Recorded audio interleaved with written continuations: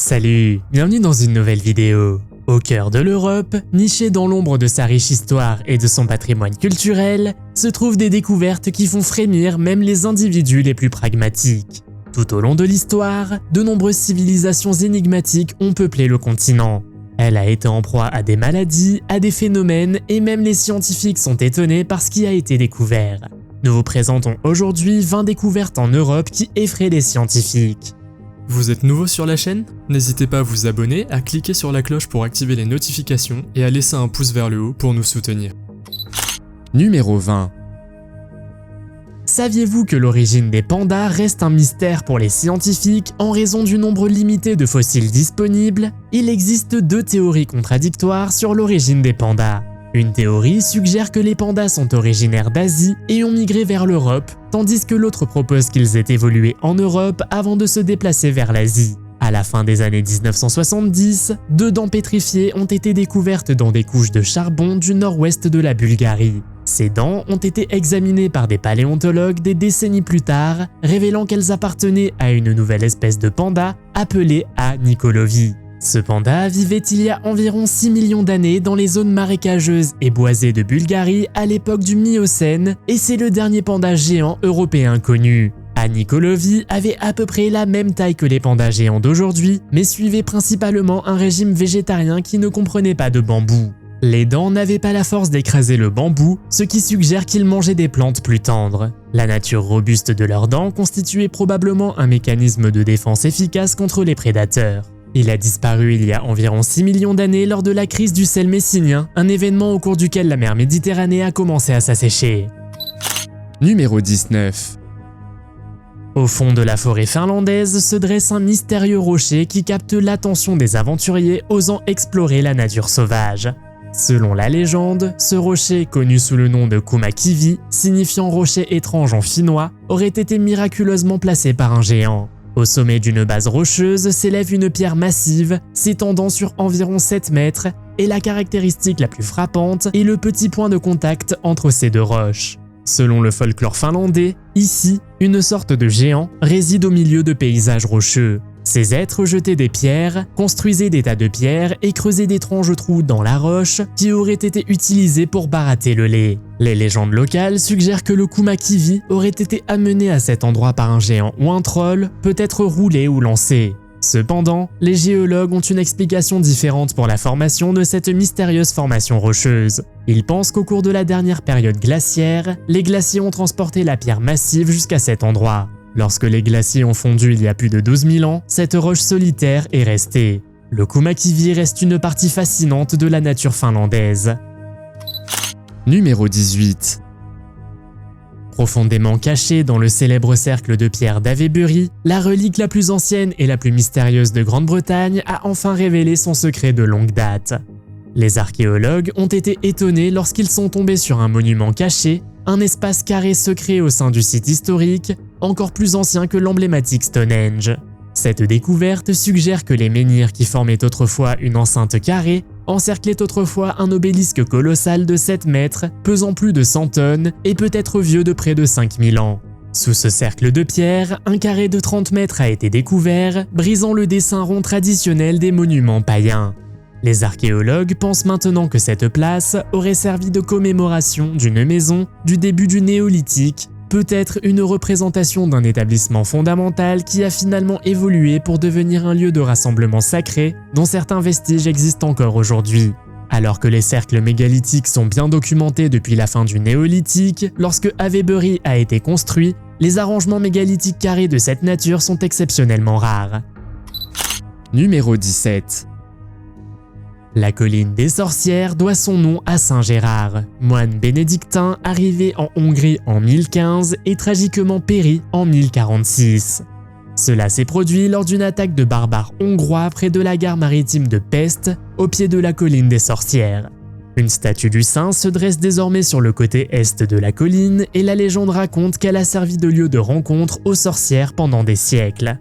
Le premier récit écrit de ce fait se trouve dans un livre latin de Johannes C. Mediomantus de 1656. Lors de la chasse aux sorcières la plus célèbre de l'histoire hongroise, qui a lieu à Szeged en 1728, 12 sorcières furent condamnées à mort pour leur implication dans ces rassemblements. Le choix de la colline Saint-Gérard comme lieu de rencontre des sorcières peut être attribué à plusieurs facteurs. La situation géographique de la colline, les sources thermales telles que les sources Mathias, Rákóczi et Árpád, les vapeurs sulfureuses et les grottes mystérieuses ont probablement joué un rôle important.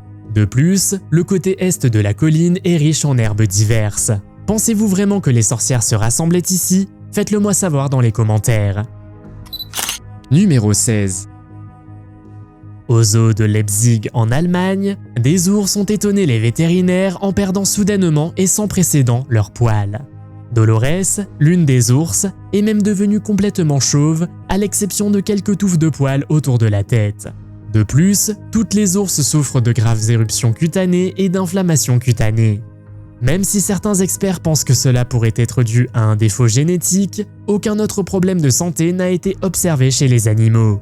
La cause de la perte de poils des ours a suscité un débat permanent entre les zoos et les groupes de protection des animaux. Ces derniers soutiennent que les zoos offrent un environnement contre nature aux animaux, ce qui entraîne un stress important. Ce stress peut se manifester par des symptômes physiques tels que la perte de fourrure, même à des moments inappropriés de l'année. Alors que le changement climatique entraîne des hivers plus chauds, les animaux s'adaptent pour se protéger. Originaires d'Amérique du Sud, les ours ont normalement des poils doux et bruns foncés et un pelage plus épais en prévision de l'hiver. Cependant, si les changements de température perturbent les ours, leur corps peut réagir en perdant leur fourrure. Numéro 15. Au fond de la vaste région karstique de Bulgarie, dans les magnifiques gorges d'Iskar, se trouve une merveille naturelle connue sous le nom Dieu des dieux. Ces formations miraculeuses se trouvent dans la chambre centrale d'une grotte de 262 mètres de long appelée Prohodna. Au fil des années, ces trous ont été creusés par des forces érosives, ce qui les fait ressembler de façon frappante à des yeux, même si certains pensent que les humains pourraient également avoir joué un rôle dans leur formation. L'action continue de ces forces est clairement visible dans l'eau qui s'infiltre le long des parois de la grotte, créant une vue impressionnante de larmes coulant des yeux qui pleurent au-dessus. Prohodna a deux entrées qui se font face. La petite entrée atteint une hauteur de 35 mètres, tandis que la grande entrée atteint une hauteur impressionnante d'environ 45 mètres. La lumière naturelle pénètre par les trous du plafond et est parfois visible depuis les deux entrées, évoquant l'image d'yeux brillants regardant depuis les profondeurs de la grotte. Localement, ces formations sont connues à la fois comme les yeux de Dieu et les yeux du diable, ce qui en fait un mystère intrigant dans le magnifique environnement naturel de la Bulgarie. Numéro 14.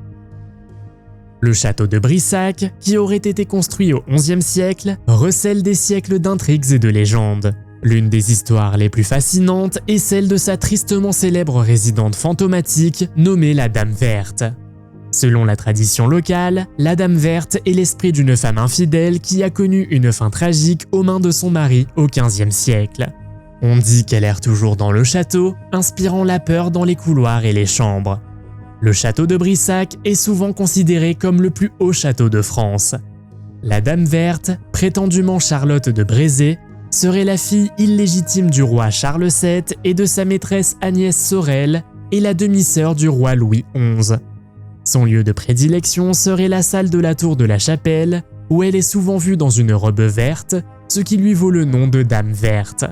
Certains prétendent même que son apparition fantomatique a des trous à la place des yeux et du nez, rappelant son horrible destin.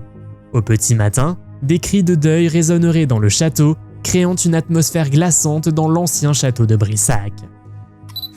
Numéro 13.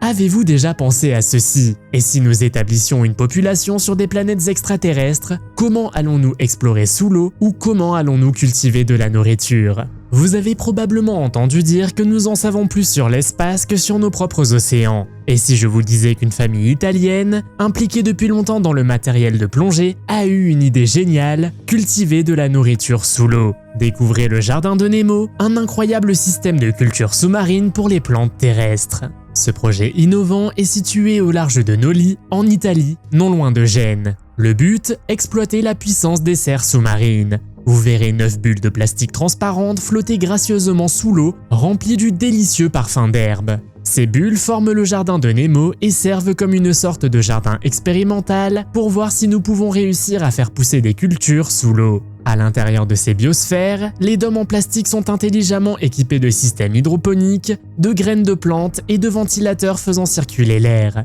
Chaque dôme est comme une petite station spatiale. L'objectif principal du jardin de Nemo est d'aider les zones côtières arides à améliorer leur production alimentaire sans avoir recours à des processus de dessalement coûteux. Une fois les plantes arrivées à maturité, elles sont soigneusement récoltées, remontées à la surface dans des sacs en plastique transparent, puis séchées et stockées pour une utilisation ultérieure. Le basilic est au cœur du jardin de Nemo, mais ils ont également expérimenté la culture de tomates, de haricots, d'herbes et de fleurs. Numéro 12. Au cours du froid hiver de 1855, les habitants du Devon en Angleterre ont été surpris par un phénomène terrifiant qui a secoué leur ville. Le 9 février, ils se sont réveillés sous une nouvelle couche de neige, ce qui en soi n'était pas inhabituel pendant la saison froide. Mais ce qu'ils ont découvert était loin d'être normal. De mystérieuses empreintes de pas étaient visibles dans la neige, bientôt connues sous le nom d'empreintes de pas du diable. Ces empreintes s'étendaient sur une distance étonnante de 160 km. Cette vision a semé la peur au sein de la population, poussant nombre d'entre elles à se barricader en toute sécurité à l'intérieur. Des rapports faisant état de ces empreintes de pas ont été documentés dans un hebdomadaire de 1845 à 1870 et certains pensaient même qu'elles étaient l'œuvre de Satan lui-même. Ce qui rendait les empreintes du diable encore plus effrayantes, c'était leur capacité à surmonter n'importe quel obstacle. Ils traversaient des jardins, escaladaient des murs, traversaient des rivières gelées et apparaissaient même sur les toits des maisons, ce qui en étonnait beaucoup. Certains pensaient que cela pourrait être l'œuvre d'un rongeur ou d'un blaireau courant dans la neige. D'autres ont même suggéré qu'il pourrait s'agir d'un kangourou, expliquant la hauteur de certaines empreintes. Mais ces théories ne pouvaient pas expliquer pourquoi les empreintes apparaissaient dans des jardins clos, pouvaient atteindre le sommet des murs, et pourquoi aucun son associé à un kangourou n'était entendu sur les toits. Numéro 11. Au cœur des paysages enchanteurs de l'Aveyron, au bord d'une falaise, se cache un lieu qui semble défier toute logique. Bozoul, un ancien village de France, existe depuis près d'un millénaire, bien qu'il soit en équilibre au bord d'un immense gouffre. Ce village porte un riche héritage historique, lié à la présence des Templiers et à son importance en tant qu'étape incontournable sur le chemin du pèlerinage de Saint-Jacques de Compostelle. Cette route de pèlerinage emprunte d'anciens chemins menant au tombeau de Saint-Jacques dans le nord-ouest de l'Espagne. Entrer à Bozoul, c'est suivre les traces des civilisations anciennes, depuis l'âge du fer où elles servaient d'oppidum, centre fortifié d'un ancien établissement.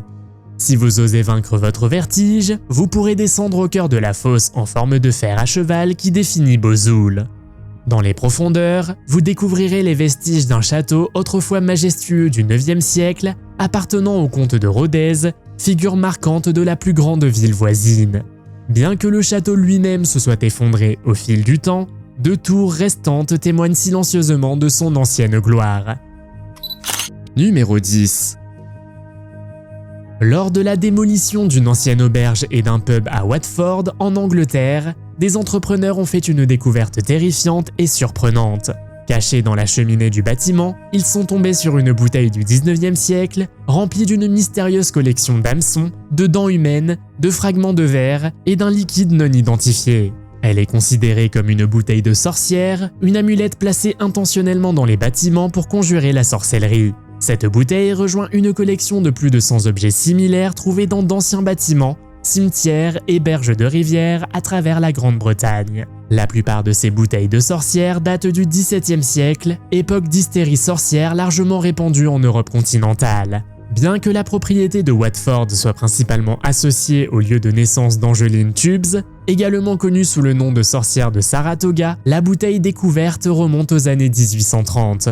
Il est donc peu probable qu'il soit directement connecté à la femme. Mais sa présence suggère que les occupants du bâtiment pratiquaient des traditions anti-sorcellerie bien avant que la plupart des gens ne le pensent. Numéro 8. Il y a bien longtemps, la peinture bleue était rare et précieuse en Europe. Il fallait acquérir des pierres de lapis-lazuli d'Afghanistan, plus chères que l'or. Mais à l'autre bout du monde, chez les Mayas, c'était une autre histoire. Là-bas, ils avaient leur propre peinture bleue vibrante appelée Maya Blue qu'ils utilisaient peut-être dès 600 avant notre ère. Vous pouvez trouver ce bleu unique dans l'ancienne ville de Chichén Itzá, particulièrement populaire au 8e siècle lorsqu'elle ornait les peintures murales de la période classique maya. Pendant des années, les experts se sont demandé comment les Mayas avaient créé cette couleur fascinante. Finalement, dans les années 1960, ils ont découvert le secret, une argile rare appelée atapulgite ainsi qu'un colorant provenant de la planète Anil, semblable à l'indigo. La peinture issue de cette combinaison, Maya Blue, possédait des propriétés remarquables. Il reste beau longtemps, même sous le soleil et à des températures élevées. Cela démontre à quel point les Mayas étaient intelligents et à quel point l'art était important pour eux. Même si nous savons maintenant comment ils y sont parvenus, le processus reste encore un mystère pour nous. Numéro 7. Voici la première représentation connue d'un esprit pour l'humanité. Laissez cela pénétrer pendant un moment de détente. Datant d'environ 1500 avant notre ère, cet esprit, actuellement conservé dans les collections du British Museum, n'est visible que vu d'en haut et dans certaines conditions d'éclairage. Malgré sa petite taille, qui tient facilement dans la paume de la main, la tablette conserve des instructions méticuleusement détaillées pour bannir les esprits gênants. Les instructions détaillent la création de figurines représentant à la fois un homme et une femme, la préparation de 2 récipients de bière et la récitation de paroles rituelles au lever du soleil, invoquant le pouvoir du dieu mésopotamien Shamash, connu pour sa capacité à conduire les esprits vers le monde souterrain. Selon l'expert Irving Finkel, le but de ces actions était de transférer la présence spirituelle dans l'une des figurines. La dernière ligne du texte contient un avertissement avertissant les lecteurs de ne pas regarder derrière. Bien que cette déclaration prudente concerne probablement le voyage des figurines aux enfers, il reste possible qu'elle s'adresse également aux exorcistes eux-mêmes. Numéro 6. À Évora, au Portugal, dans l'église royale Saint-François, se trouve une chapelle ornée d'étranges expositions d'os, de crânes et même de corps entiers accrochés au mur. Cet endroit est connu sous le nom de chapelle des Eaux et a été construit par des moines franciscains à la fin du XVIe siècle. À l'époque, il y avait 43 cimetières occupant des terres précieuses à Évora ainsi que dans ses environs. Pour honorer les âmes des défunts et faire de la place, les moines décidèrent de construire la chapelle et de déplacer les ossements. Au lieu de cacher les ossements derrière des portes closes, ils pensaient qu'il valait mieux les exposer ouvertement. En entrant dans la chapelle, on est immédiatement submergé par la quantité de corps enterrés entre ces murs. Environ 5000 personnes y trouvent leur dernière demeure. Dans un petit cercueil blanc près de l'autel, reposent les ossements des 3 moines franciscains qui fondèrent l'église au XIIIe siècle.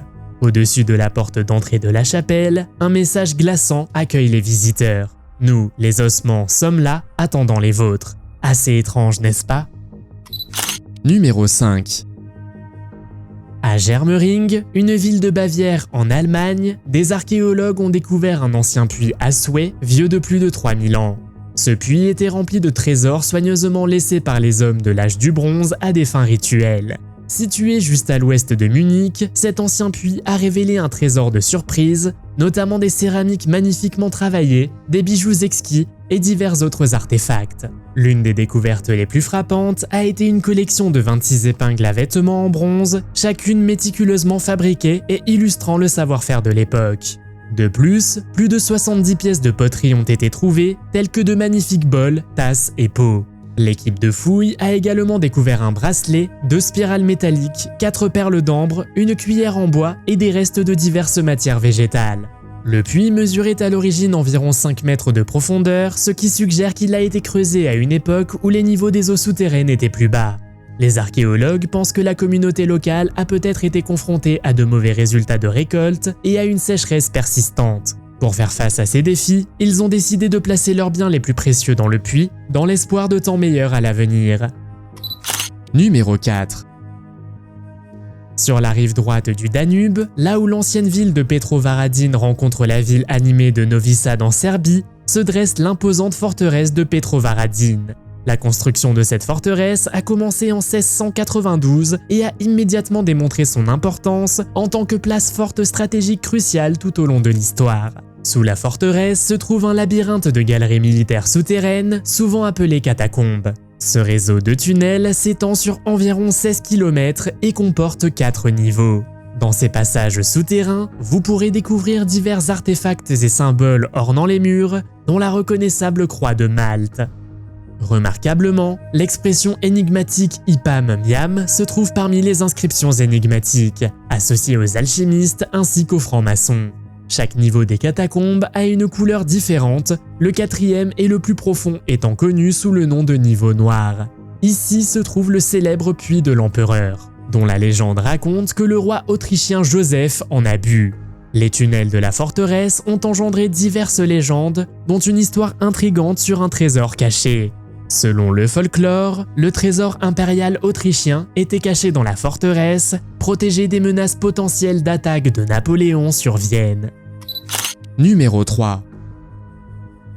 Le long des côtes bretonnes se trouvent les pierres de Carnac, une collection de plus de 3000 menhirs préhistoriques minutieusement alignés, plus anciens que le célèbre Stonehenge. Ces pierres, qui ressemblent à celles de la bande dessinée Astérix avec Obélix, forment la plus grande collection au monde de pierres levées fabriquées par l'homme et sont âgées d'environ 1000 ans. Comme Stonehenge, la raison et la signification des pierres de Carnac, ainsi que l'identité de ceux qui les ont placées, restent entourées de mystères. La datation au radiocarbone indique qu'ils ont été érigés il y a environ 6000 ans par une communauté néolithique. Des petites pierres mesurant 0,5 mètres à l'impressionnant géant de Magno mesurant 6 mètres de haut, ces pierres pèsent en moyenne entre 5 et 10 tonnes. Leur placement intelligent crée une division distincte entre la terre et la mer, indiquant une intention délibérée. Avec tant de spéculations sur la fonction des pierres, il n'est pas étonnant que des mythes et des légendes aient émergé pour expliquer ce manque de compréhension. Des histoires de créatures mythiques comme les Korrigan, des êtres aux allures de gobelins circulent, ainsi que des histoires de soldats de pierre qui se rendent à un ruisseau la veille de Noël pour étancher leur soif et écraser accidentellement des passants malchanceux.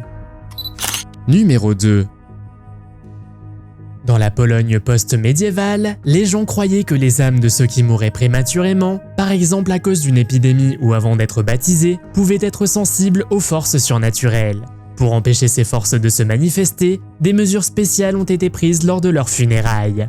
En juillet 2023, des archéologues ont découvert quelque chose d'unique dans un cimetière du XVIIe siècle, près du village de Pień, en Pologne. Ils ont découvert les restes d'un enfant, dont le sexe est inconnu, enterré d'une manière caractéristique du style anti-vampire de l'époque. L'enfant a été enterré face contre terre, avec un cadenas placé près de ses pieds. Cette découverte faisait suite à une fouille similaire en 2022 où le corps d'une jeune femme avait été retrouvé enterré avec un cadenas, cette fois-ci près de son orteil. Le but de ces mesures était d'empêcher les vampires ou autres créatures mortes vivantes de se réveiller. De telles sépultures spéciales remontent au début du Moyen-Âge et ont été découvertes dans diverses régions comme la Slovaquie, la Hongrie, l'Autriche et la Roumanie. Numéro 1. Au cours de l'été 1998, un ancien cercle de bois datant de plus de 4000 ans, au début de l'âge du bronze, a été découvert sur Home Beach, sur la côte nord du Norfolk. Ce cercle, connu sous le nom de Sea-Henge, était à l'origine situé dans un marais salant à l'écart de la mer. Il a été construit avec du bois qui aurait été abattu au printemps 2049 avant notre ère. Sea-Henge était stratégiquement situé dans une zone protégée par des dunes de sable et des vasières. Au fil du temps, une couche de gazon a recouvert la zone marécageuse, préservant ainsi le cercle de bois de la pourriture. Le cercle avait un diamètre de 6,6 mètres et se composait de 55 poteaux en chêne parfaitement ajustés, certains mesurant jusqu'à 3 mètres de haut. On pense que le cercle a été construit par des habitants de petites communautés agricoles qui vivaient dans des maisons rondes faites d'acacia et de torchis. Le cercle de bois comprenait 55 rondins de chêne fendus soigneusement disposés dans une formation circulaire mesurant environ 7 mètres sur 6. Les bûches étaient fendues verticalement et placées avec le côté arrondi, orné d'écorce, tourné vers l'extérieur, tandis que le côté plat était tourné vers l'intérieur, à l'exception d'une bûche placée dans la direction opposée. Il n'y avait qu'une seule entrée dans le cercle, avec un passage étroit en forme de fourche en Y. Devant cette ouverture se trouvait une autre bûche, obstruant intentionnellement la vue directe. Avez-vous déjà fait une découverte? Faites-le moi savoir dans les commentaires. Si vous avez aimé cette vidéo, mettez un pouce en l'air. Si vous voulez voir d'autres vidéos que nous avons réalisées, cliquez sur l'une d'entre elles à l'écran ou jetez un coup d'œil à la chaîne. Merci d'avoir regardé et à la prochaine.